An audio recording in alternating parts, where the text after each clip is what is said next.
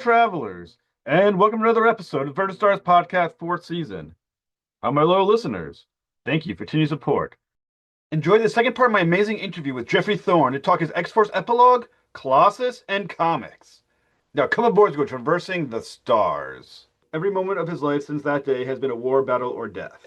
Now, from your perspective on this then, and what we talked about who Colossus is, does he then regret joining the team? Does he regret saying yes? On some level, he has to. And again, he would also be conflicted because, at least for, I don't know, X-Men's been around since 72, 73. So for about half that time, they were saving the world all the time. So it sucked, but, who else? The Avengers can't do everything, right? Some of these things we have to handle, and I'm helping. It's rough, but I'm helping, But once it started just turning into mutant on mutant violence, and I'm constantly fighting some mutant who's trying to take over the world or take over my brain or whatever. No, I would start to think, like, what is the point?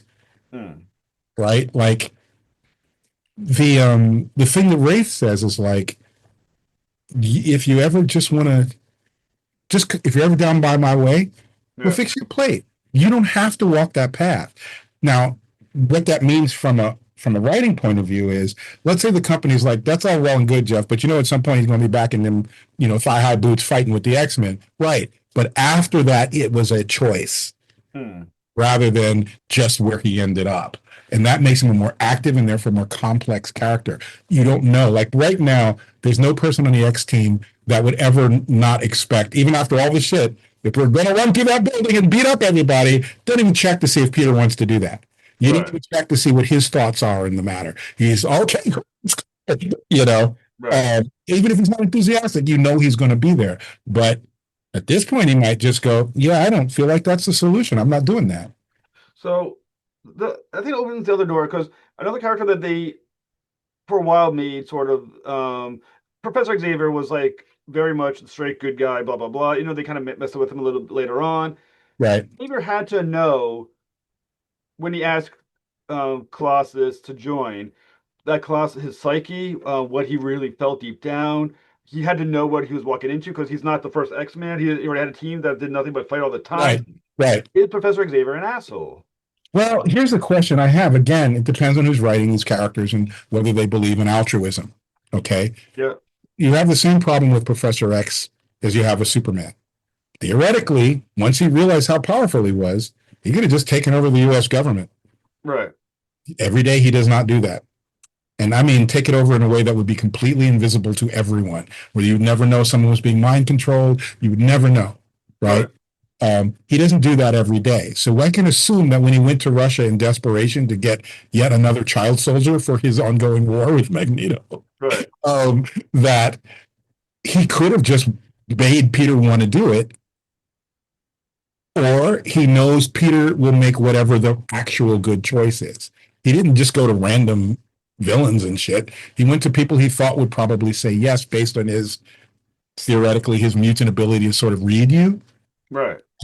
These are my most likely candidates. If you think about how Cerebro works, he had to have had, conservatively, a list of at least 1,000 mutants he could have gone to.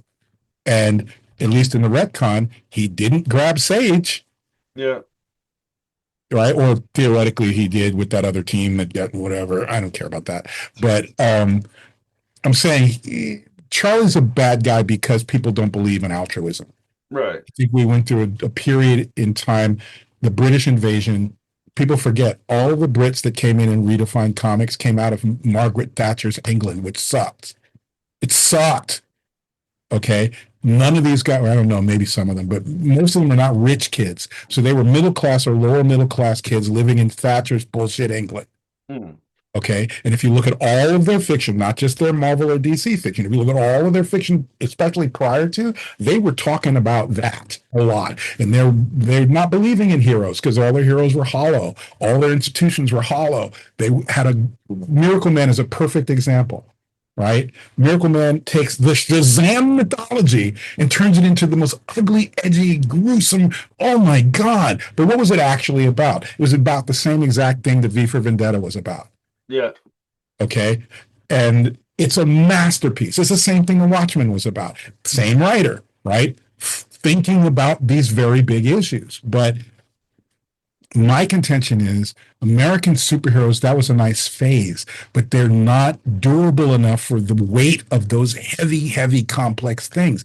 Or conversely, we're not the writers. Most of us aren't Alan Moore. Like 97% of us are not Alan Moore. So y'all can try it. Brian K. Vaughan, maybe. Yeah. The rest of us, why don't we just have, the crime syndicates trying to take over Latveria or whatever, I'm not saying dumb it down or whatever, but I'm saying if you're going to grapple with that stuff, at least take it as seriously as if you're writing a novel. Right.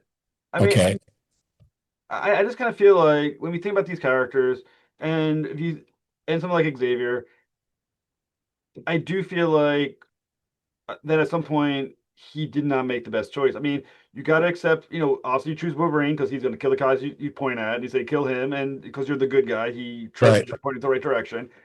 But he had to know he was fucking with the heads of a lot of Listen, individuals. again, we're looking at it in a retcon view. In 1963, when all of those teenagers there, again, this was not a metaphor for minority treatment by a majority group. It was a metaphor for how crappy it feels to go through puberty. That's it. You feel isolated. Your body's doing stuff you can't control. Some of it's cool, and some of it's like, yikes. That's the hook. That's what X-Men was. Okay.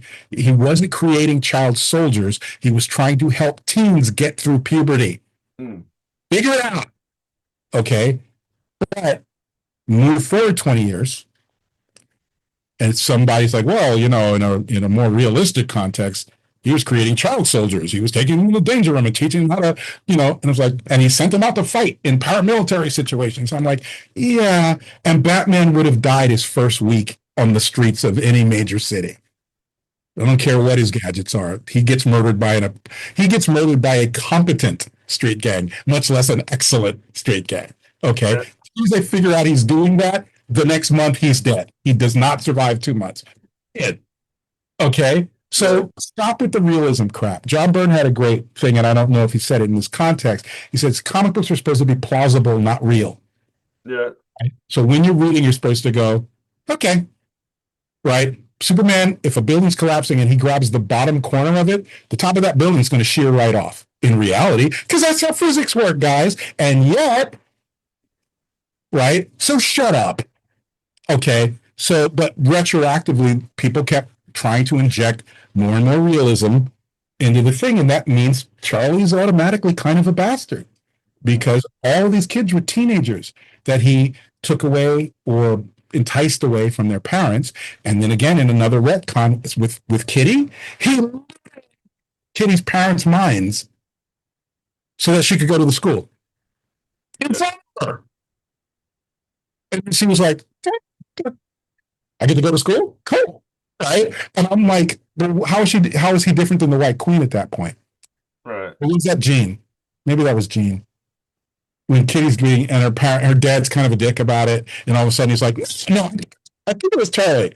But point being is that you can't scratch, or here's an even better, the Legion of Superheroes. 100% of the first batch of Legion of Superheroes, they're literally teenagers.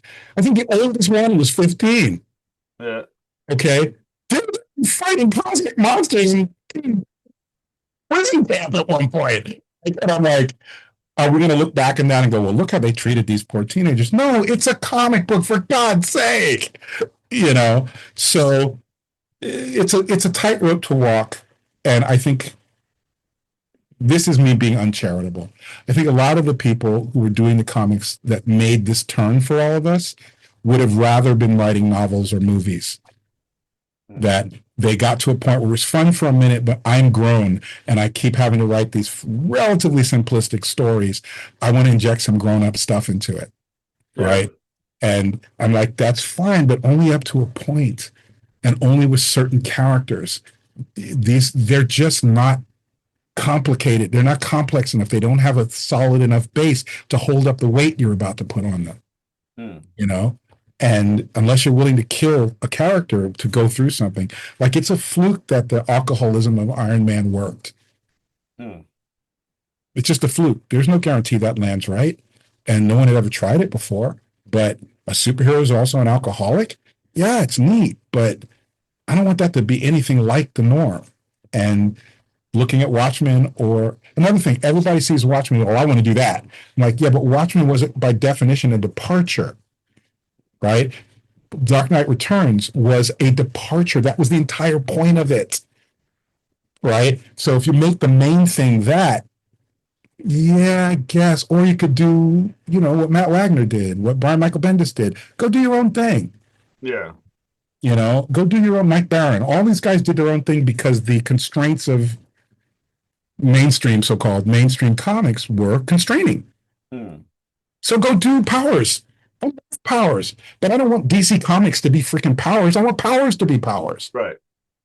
It's kind of like how, I kind of feel like, well, I think you do need, your Hellblazer, Mm-hmm. complex character, but it's one of the reasons I like the character of Firestorm. Sometimes you just want to see a guy turn a gun to a cupcake and just enjoy your day.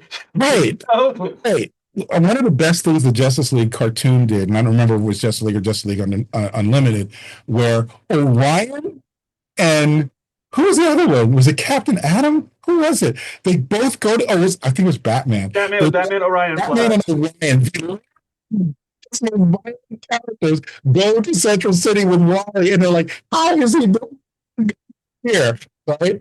Because that's their town. That's his town. Gotham didn't work like Metropolis. Metropolis doesn't work like Apocalypse, which does not work like Central City, right? That's great, but make them all have flavors. Don't like, well, I really want to be writing Hellblazer, so I'm going to turn Robin into Hellblazer. No, don't write Robin. You're not that guy, obviously. Robin is not Hellblazer. So don't do that. Which is why well, not you, but why people fall into the Zack Snyder trap is when you made Superman that grim. You had to make Batman even grimmer to make him stand out against Superman, but it didn't make sense Yeah, crafting characters that are pushed too far to the other that side is that are no correct. longer heroes. That is correct. And again, I have a whole TED talk on why everything about Man of Steel going forward was flawed and doomed to failure.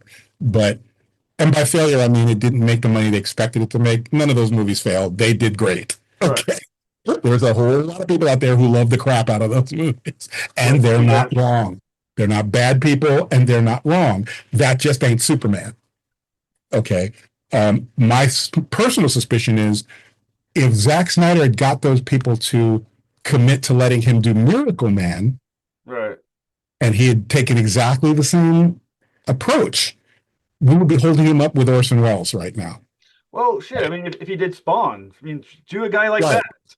You just don't impose that level of darkness on a character that's not meant to be that dark, right? You don't want Spider-Man to suddenly go, you know what I need after what the Goblin did? I'm going to get them Wolverine claws and put them on my suit. There's spiders that can do that, so therefore it's okay. And I'm just going to start killing fools. Right. They're not reading Spider-Man anymore, Right. right?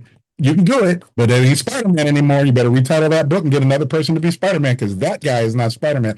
Also, there'll be a revolt because Peter Parker would never do that. Right. Right? He'd quit before he would do that. Which is why Right. I think those Spider-Man moment. What was it when the Kraven's Last Hunt when he goes a little bit to the edge, but that was the story, and that was why it was shocking. That's why you remember it. It was one of the best Spider-Man stories ever. But Right. again, James DeMatteis is a master of this form. Like a lot of people, like I hear people's descriptions of what they think happened in a book, and I'm like, is that what you got? Because that is not what was in that book. You're just Right. keying to a thing you like, and it could be anything from boobs to ripping people's throats out with your claws. Right? There's a cool, like, I don't know why they needed to have Batman and Catwoman have sex on a roof. I don't know who called for that, but the writer felt that that was necessary. For me, that was an eject button. I'm like, okay, I'm out. But I'm not saying the writer did a bad thing or that was wrong. I'm Right. saying everybody comes in with their sensibilities, and the thing that they key into with the character may be wildly different than the thing you key into, except they're driving. They've got the wheel. So Right. from my point of view, that means check out. Like wait till Right. somebody else is driving. I don't But get mad about it. Just and I wait think till. there should also be an appreciation of the fact that you need the different characters to occupy different slots in comic books and your audience. Because, like I said, Firestorm should be turning cupcake, but make Firestorm a serial killing murder blah blah. It's like it has fire for a head, for hair. Right. It have fun with doesn't. the guy. He doesn't. He's It's not innately, it innately makes no sense. He can't change right. organic matter, but he can change any inorganic matter. Then how is he Right. changing a cupcake? It's literally organic matter. True. It's just not Exactly. be alive right now. So can he reanimate dead bodies? And once they're alive, he's powerless over them? What? Like, it doesn't make any sense. Here's one for you, because I've been hit deep in the X universe and it's been driving me nuts. Yeah. If you're my brother or my cousin, for some reason, you're immune to my superpowers. Except, what if my superpower is making fire? Right. Are you down with fire? Because if my power is Pyro's power, he's Right. not making the fire, he's manipulating the fire. So if he points the manipulated fire at you because he's my cousin, that won't burn? What? Right.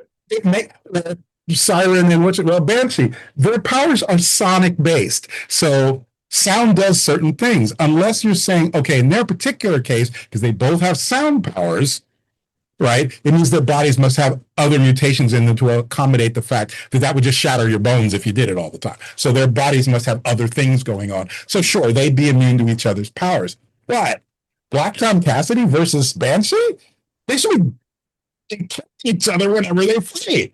It's like, I'm sure it's wrong. Sorry, I'm your cousin. It doesn't work. I mean, I think.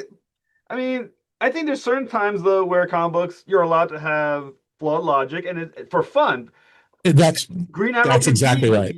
be, like Jeff Lemire did a great Green Arrow, street level, kind of darker, badass. Fine, Daredevil, fine. I appreciate it. But there's Right, certain characters that have an absurdity to them that only works when it's fun. right. But is it fun? That's your question. Is it fun? Right. Right. Well, two things. Does it?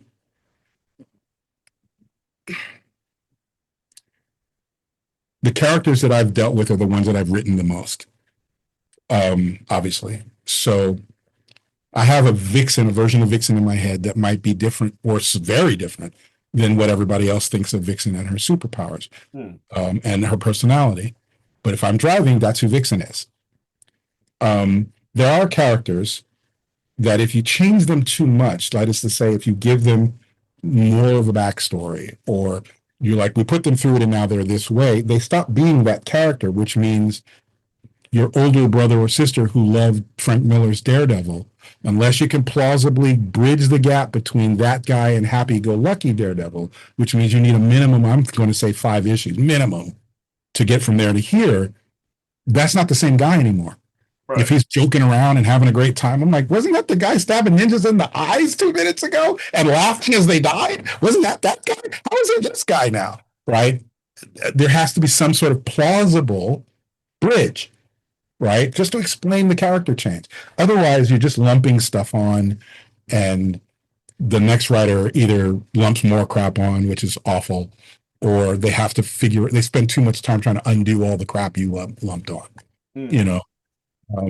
But that's why the companies they used to, and they don't anymore. They should have style sheets.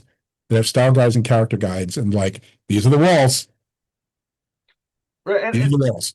so, but when you think about fan base, right? And obviously, people talk all the time about um, comics actually are apparently doing better than they have in years because based on the news that Yay! set up, which is fantastic. But one thing I do wonder about is there also an issue? Let's say we're talking about Marvel, for instance, because Marvel always hits me the hardest because they relaunch every 20 issues of every freaking title they do, maybe 30 issues if they're lucky, right? Right. And the issue I had is that when you don't have a writer or they don't tell you you're taking over, but it's the same freaking character.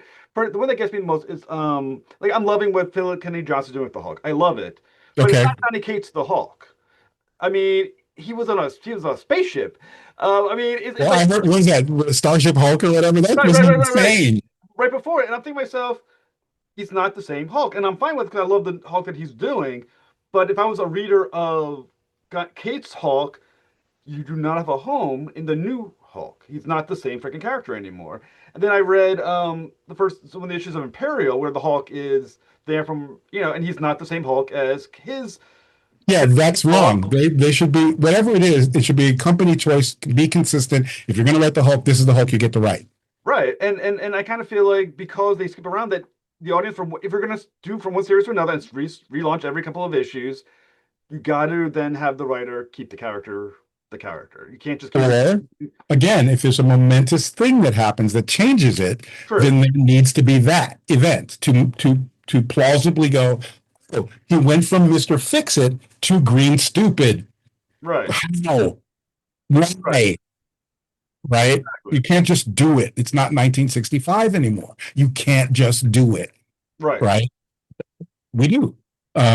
Partly that is cronyism, partly that is what I think is sexy, partly that is commerce, and partly there's a weird top level, they're going to buy it, Hmm. right? Like there's a lot of yelling about, look at all the horrors that Spider-Man has been, right, on the internet.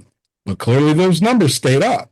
Yeah. So you can be mad about it all you want and yell about it on your YouTube channel. God bless you. But clearly the company's like, yeah, you guys are outliers. Hundreds of thousands of people are still buying this book, so we must be doing something right, and we're not wrong to think so, Well, right? keep in mind also the people bitching are probably the ones who also still buying the comic books because they're using bitching. People don't want to hear that story. I'm like, just stop buying it; it'll go away. If enough of you stop buying it, the thing you don't like will stop Right. because the But company will be like, what happened? Right. But see, honestly, I think a lot of these YouTube videos, and I've seen a few of them, and I try to avoid the hate mongers, Right? is the ones where like, yeah, you are saying on your video for the views that you hate it, but you're buying the fucking issues, and Yep. you're buying it, and you're probably still enjoying it, but there's views and hatred, so you're pushing it online, you know? Well, let's put it like this: there's a guy whose channel I love, Yeah. his whole little ecosystem, which is the comic pop guys. Sal is very upset. Sal loves he loves the Spider-Man. He loves the Peter Parker. And he is one of those fans of which I'm one who's like, what is up with this Paul nonsense? Why did you break up MJ and Peter? What was that? Like, there are a bunch of us, and I don't think it's limited to YouTube people. The difference is his whole life isn't that. He's not yelling at the freaking creators, you monsters, how dare you? He's not doing all of that. He's saying, these are the things that bug me about it. Here's why I think it was incorrect. And then let's move on to the next thing. It only comes up when it comes up. It's Right. not my lifetime obsession, right? And this is a person who deeply loves Spider-Man in particular, right? Right. Meanwhile, over here, there are people who are making a probably from YouTube standards a nice chunk of change, constantly shitting on everything that is done viciously, calling them creators' names, and someone should be fired over this. And I'm like, good lord, dude, tone this down. You're not the freaking zoo crew, you know. Right. And But and but like part of me as a time, obviously I have my own podcast, and I get it's just something that's where the money is, obviously, and yeah, another part of my brain that thought, if I say nasty things, maybe I will make enough money, but I don't want to be that fucking guy. for sure you will. It's bottom feeding. It's the lowest Right. common denominator. I could literally start a podcast tomorrow because I'm black. All I have to do is go, here's why Marvel and DC are racist on every single thing I say. And I would be able to go back in time. I'd be able to choose things that happen now. This was criticism. What was the fix in on this? Why didn't they hire this person? Do that. I could do that. My channel would blow the hell up. I'd be selling cups and t-shirts forever. Right. Okay. It's the least and it's the cheesiest and it's the cheapest way to go at this. And that's if you're a believer. There are Right. some of them that just know it's a way to make money and do it. Right. So I'm not here for any of that. And I do think that there are legitimate criticisms of you have to, if you're going to be a big boy company or a big girl company, you have to have big adult um, planning. And the way it used to be when there's a cottage industry, oh, let the two Jeffs do whatever they want. Sales will dip and then we'll know. You don't have that luxury anymore. There's too many eyes on your product and there's too much invested in the larger extrapolation. So if you're going to be precious, be precious. You can't be both a boys club and precious, Hmm. right? And competitive, I should say, right? It's either a boys club or you're going to compete. And by competing, that means 5 years from now, if a kid picks up Spider-Man, he should recognize or she should recognize the same Spider-Man that I had 5 years ago. No Yeah. matter what else. It doesn't mean that he doesn't go through character fluxes and changes and stuff, but the core of that character needs to be exactly the same because it's a product. Right. It's big boys. But I do think, I mean, when you think about some of these franchises, like in movies, right, where they're like, we had a plan for these three movies and it's plotted. It's like fantastic. I don't feel like comic books are doing as good of a job in saying this is our plan for the next this many years to do with these characters to some extent. They're not doing that at all. They're Right. doing orderly thinking. Right, and I mean, and I think also that's why we have some stories. Like I'm a huge Green Lantern fan. I've been reading Green Lantern forever, and I've been reading Green Lantern now for 36 years. And you start seeing recycled ideas over and over again. Like they get rid of like the Guardians. The Guardians are now good guys, but then they get Hey, I got rid of the Guardians. I blew up the power battery. I got rid of a bunch of Green Lanterns. A bunch of Green Lanterns died. Apparently, off panel was the line no one should ever cross. Right. All kinds of stuff like that, and that's company stuff. I literally said, I don't want to use this character, the Joe Mullane character, unless the woman who created her is cool with it, because that's its own thing. The company's like, we want to bring her into the main line, and this is a great way to do it. And I say, I'm not disputing that, Right. but the person, her creator, has ever written her. Right. They don't think in those terms, right? So you, as the person who's got your hands on the wheel, you have decisions to make. Am I going to not do this because of that? Am I going to make this the hill I die on, knowing that I've got multiple issues ahead of me and maybe there'll be a more important hill to die on? Like, all of those calculations, at least in my mind, happen. But if there was real long-term planning, at that same time, by the way, while all that was going on with Green Lantern, the company was in massive backstage upheaval, and they were constantly rebooting the universe. Another thing people forget about. I think usually once it was this happens once and then we don't reboot it again in your lifetime. And then it got down to every decade or so. And then it was every 5 years. And now it's kind of every couple of years we reboot the entire universe. Yeah. Okay, well, I don't know what kind of consistently you're going to get out of that. I don't know what kind of planning you can do all of that. Like, here's a good example. My mandate on Green Lantern was, among other things, we want you to make cosmic DC cohere. We want it to all kind of make sense as a thing, and that's the cosmic book we've got is Green Lantern, so in that space, do that. Here's how much running room you've got, but at the end of your time, we want this done. And I'm like, dope, cool, I agree. It should all make sense. Let's go, right? Meanwhile, over in Action Comics, Philip Kennedy Johnson is doing this whole New God saga on Waterworld, right? Half my gods are gods since this. Right. So what? I'm supposed to be reading the entire line? What if I don't like Superman and don't know that these characters are being used? And in fact, I don't much care for most Superman books, so I did not know this until I was already writing the book. But that's not even a problem for the management guys, because backstage, everybody was getting fired or being reassigned or all that kind of stuff. And the universe was being rebooted every 5 minutes. Right. Right? So who's shooting those rapids? I don't know. Whose fault is it? I don't know. Right? But the customer suffers because there's nothing consistent. There's nothing to sink your teeth into. And the very high up guys, they're like, whatever, they're going to buy Archie comics. You're going to buy them. I'm like, really? Are they? How's the business doing? Are they just going to buy them? Are you sure? And I work in an industry, in the TV industry, where I'm constantly getting what we call executive notes. I don't like the executive notes, mostly. I'm either indifferent to them or I dislike them for the most part. Occasionally, again, oh, that's pretty good. That's a pretty good idea. Let's do that, right? But there's a lot of back and forth about things, right? Which is the nature of the beast, and the execs understand it, and we understand it, whatever.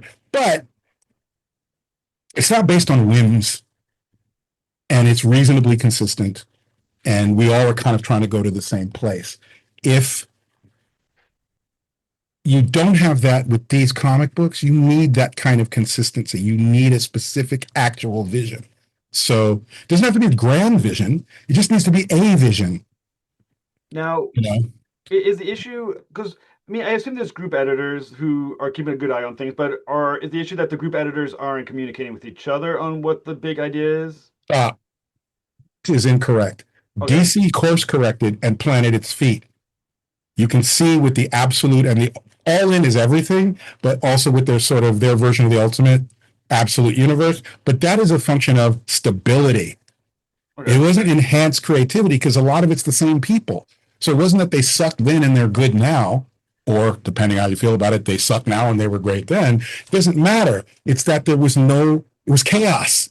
No one had any kind of coherent, like, we're going to go left, guys. I think we need to go to Canada. Really? Yes. Are you sure? Yes.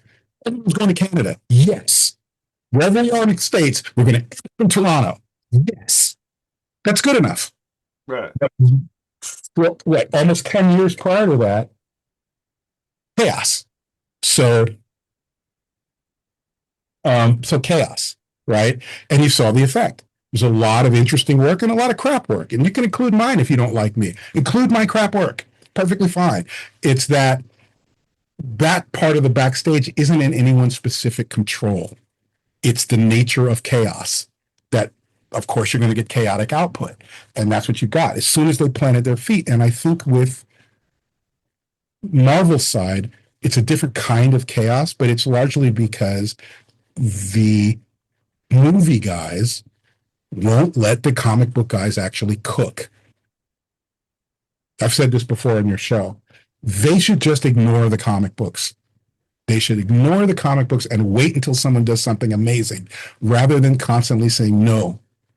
Or we've got this movie maybe coming out about the Thunderbolts. We need quickly to have a Thunderbolts book and it needs to have these people in them. Right? Really? Because right now, in our comic book, Yelena Belanova, she's a bad guy. She's not anybody's little sister. She's a straight up anti-Black Widow.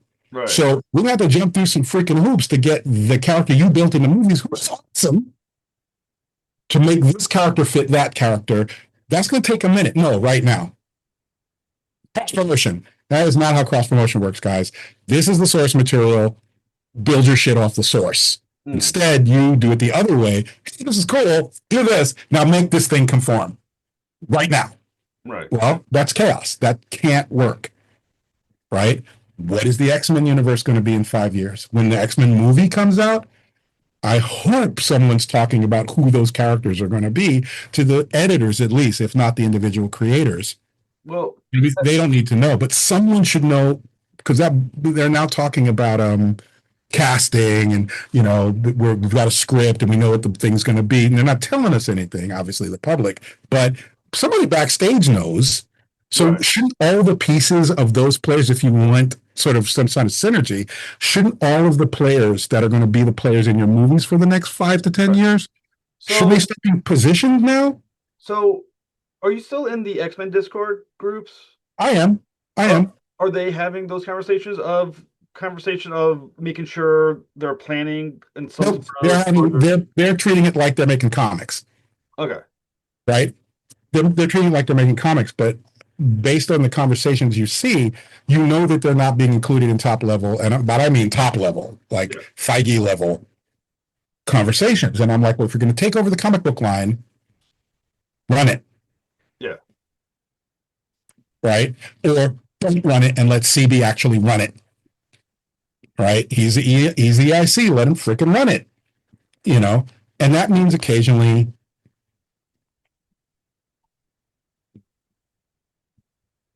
Here's what they should have done with the X-Men line after Krakoa.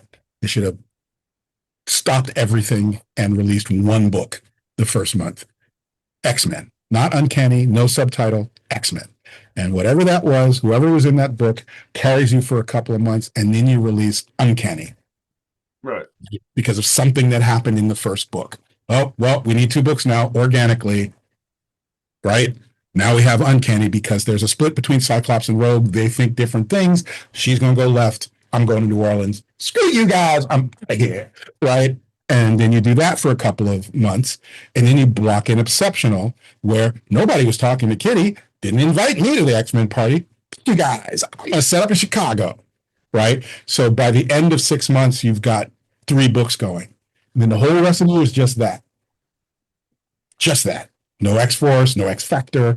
Maybe other characters pop in and out depending on what the stories are, right? And then the following 6 months after that year, you drop X-Factor. 3 months. And then 3 months into that, you drop X-Force. The others are still going, doing whatever the hell they're doing, right? You don't do any of these minutes about solo characters, right? The problem is the market was flooded already when Krakoa was being made. So there's a desire, an appetite, or a thought process, depending how you want to describe it, of, well, that's how it was done. That's how we need to do it. Yeah. I'm like, I don't think people buy like that. So, but again, nobody's asking me. So I just feel like they should have slow rolled it more. They should have let them be pause. There should have been an actual pause. Well, it's only been. I mean, they're already announcing the new massive storyline event for, was it October? I think it's October they're talking about. It's like, it's Yeah. only been a year since Krakoa Yeah. ended, and they're already doing like the next "this will change everything" storyline. I'm like, shouldn't you have slowed it down just slightly and wait a Well, year? I'm not making any comments with them anymore, but the Age of Revelation thing, Yeah, we knew about that when we were talking about X-Men Hunt.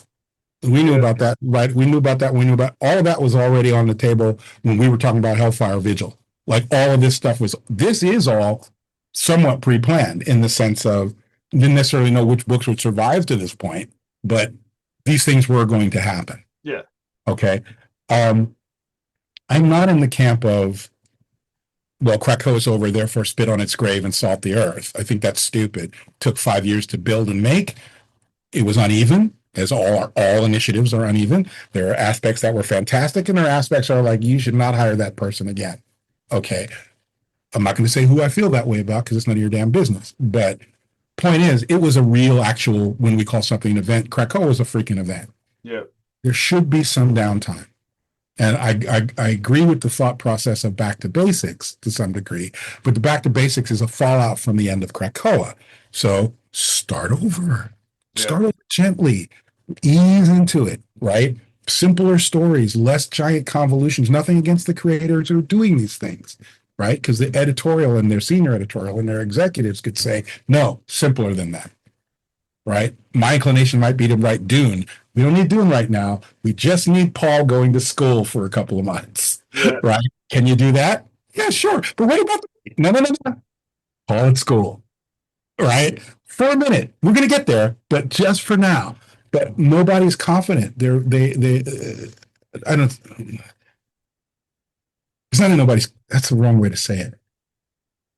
The decisions are not being made organically. They're being made according to strategy and algorithm stuff. And we can't cede this ground to the market to DC or whoever. I'm like, you put out X number of books a month, so scale back on the X books, scale up on something else, so that the next few months you still have the same number of books in the line, Yeah. and you can let people breathe and then wait for more X-Men, right? It's an entertainment industry wide problem. They think, oh, you loved Star Trek, so let's give you 10 more Star Treks in the same time period. And I'm like, nobody loves Star Trek that much. Even people who dress up like Klingons and get married that way don't love Star Trek that much. It's too much freaking Star Trek too fast. Right. Right? They're like, but you're drug addicts. No, we're kind of not. Right? But they don't think that way. They think max it out. And I'm like, no, that kills the horse. We talked about this. That kills the tree. That kills the thing that you think you don't get to sustain that way because you're going to make people like me who've been loving this thing for 50 years. Stop. Now, I'm not sure if you want to talk about it, but you mentioned it off air. You're starting your own comic book or comic book line. I wouldn't call it a line. What happened was, well, I'm always messing around, drawing stuff and making up characters because that's just the way my brain works. And about 2 years ago, I realized I'd accidentally created a cohesive comic book universe, which I'd not set out to do. I was just making characters up and going, oh, what if that person ran into that person, and drawing little short things. And it was fun, right? But then I sat down and I was like, well, wait a minute. If this was true and that's true, isn't that a whole universe now? Right? And once it's a cohesive universe, that means I can tell stories in it without having to think about the larger stuff because that's already taken care of. So I was like, all right, screw it. It just finished with all this big two stuff, especially for a while. I pitched out 3 X-Men possible comics that are at the very best in limbo until they can clear the decks for something like what I want to do, which means potentially never because I got a lot of the crap going on. But I really wanted to do some comic book stuff. So I took the 3 that I thought were the most new person friendly and said, I'm going to do three 10 to 13 page shorts, one shots about these characters and sort of introduce the universe in this sort of way. But they're very much like, I don't say Silver Age in tone. They're not silly like, you know, Hmm. Superman denying Jimmy Olsen water in the desert or something. But they are simple in the sense that if you just watch the first episode of a cartoon, you understand it, right? So three characters: Century, Upgrade, and Mr. Gray. Century is essentially kind of Doctor Who, and without the fascism part, kind of Doc Savage. She's genetically manipulated child of two scientists who die before the story starts. She's what I call an egregopath. I made that up.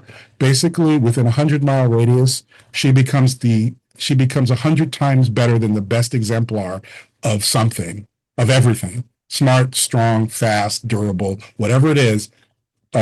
So if she's surrounded by Olympic level athletes, she's 100 times better than the best of them. If she's surrounded by geniuses, she's 100 times smarter than the best of them, like that. But if she's out in the desert somewhere, she's still pretty kick ass. She's more like Doc Savage, where she's just got a lot of skills and she's durable and all that kind of stuff.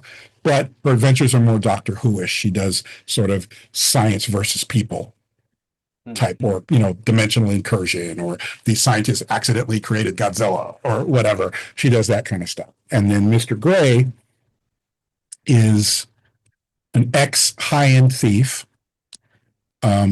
Two things happen before the story starts. Basically, him and his crew stole the wrong stuff and ran afoul of the wrong people, and all but one of them, he doesn't know that she got away, but he thinks he's the only one who survived.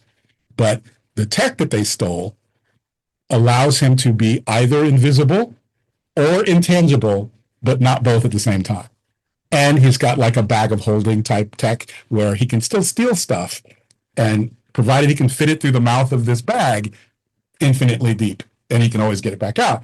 But he also was like, my thefts are hurting people. He realized that the kind of crimes he was doing were not, you're still hurting people. People are still getting hurt by it. You're not just robbing rich people, and who cares about rich people? There is a fallout from your crimes that is causing real hurt to real people. Yeah. So he's like, he didn't kill anyone, so he doesn't have red in his ledger, but he realized he was living a crappy life and sort of justifying it. All of his friends got killed living this life. So now he's kind of like trying to make up for it.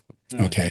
Upgrade is, what if the happiest, nicest teenage girl you ever want to meet had the best Iron Man power suit that has ever been built? And that the reason it's called Upgrade is that if whatever she's hit with doesn't destroy the suit, which is close to impossible to do, it adapts. It literally, it's like, what if you were wearing the Borg, right? It has no intelligence, but it will adapt. So if she's not completely and utterly destroyed in the suit will come back and kick your ass with her in it. But her motto is, what is it? Save the world, have the fun. That's her whole thing, right? So she's the teenager. The other two are sort of more grim or more serious, and they make up the core group of this super group I made up called the Front Line. And we're just going to introduce them. One will be, the first one will be Century. She'll go up somewhere towards the middle of the month on my Patreon. It'll be completely free. Nobody's asking you to do anything. You don't even need a membership. You would just show up and see the Century comic displayed like, vertical, like a web comic. And then after that month goes away, we'll go behind the paywall and it will turn into a PDF, a Mobi, all that kind of stuff for people who pay the $1 to follow the adventures of the Front Line and want to have it at their house. And can we all agree? I guess the word things will never be the same will not show up in your. Oh God, no. I never mentioned that no one will call anyone ever a superhero. You'll never hear that. Yeah. There's none of that. They do superhero stuff, but that this universe doesn't have that. That concept is something for the movies or for books. It's not something they think of themselves as. And again, you don't need to know the larger context of the universe to understand what's going on in any given story. And if I want to tell that larger, like, oh, dear God, that's what's really going on, when am I ever going to do that? I don't know. But it's there for me to know how. I need to know the rules of the universe, basically. So I do. And it's an accident, and we'll see how it plays out, Well, I mean, I look forward to it. And like I said, when it's time to promote it, you gotta come back on the show so we can talk about it. For sure. I want to see the issue so I can deep dive into it. Oh, But I'll send you a PDF. You'll get the full PDF. but I think it's Like, really cool. I think so many times we've spoken about what comic books should look like, and it's cool that you have the opportunity to make it the way you want to see it instead of being told what it's supposed to be. it's not even that combative. I tell everybody this all the time. If you want to do it, do it. There's never been a time in the history of publishing, comics, movies, whatever, where it was easier. It's never been easier than it is right now to just make the stuff. Right. Right? You can distribute it. There's platforms, or if you don't want a platform, you can do it on your own thing. Getting a Patreon page is free. You don't have to charge anybody if you don't want to. Like, there's no bar except do you want to do it and do you want to put in the time? That's why these things are not gigantic epics. They're 10 to 12, 13 pages because that's what I have time for. Yeah. Right? But they're also fun and they're characters that I want to see do stuff. And I don't have the time to seek out whoever and write a big contract and go like, why don't I just draw it? Maybe I'm not the greatest artist in the world, but I'm definitely not the worst. By far, I'm not the worst. So what you're not going to see is, oh my God, he's the next Neil Adams. That's not going to happen. But you're also not going to go, wow, look at this trash. That's not going to happen either. I drew these. Here's a hold on. This is Starfire. Very cool. So I can draw. Yeah. It's just that's not what I do for a living. So it's going to come out very soon. I'm just figuring out if I want to put poster art in it, basically, or not. And I'm going to do character sheets like they did in the old handbook of the Marvel Universe. Yeah. I'm going to do literally character sheets for each character. So even when you're done with the book, you'll be able to see, oh, that's what Sensory can do. Right. And then we move on to the next. So, and I'll just keep doing it till it's boring to me. Well, I think it sounds cool, and I can't wait to talk about it, Mr. Thorne. Absolute pleasure talking with you as always. Yep, me too. And I can't wait to have you You back. too, Mr. Haas. Have a great day. All right, so go kiss your wife. I'll talk to you later. Okay.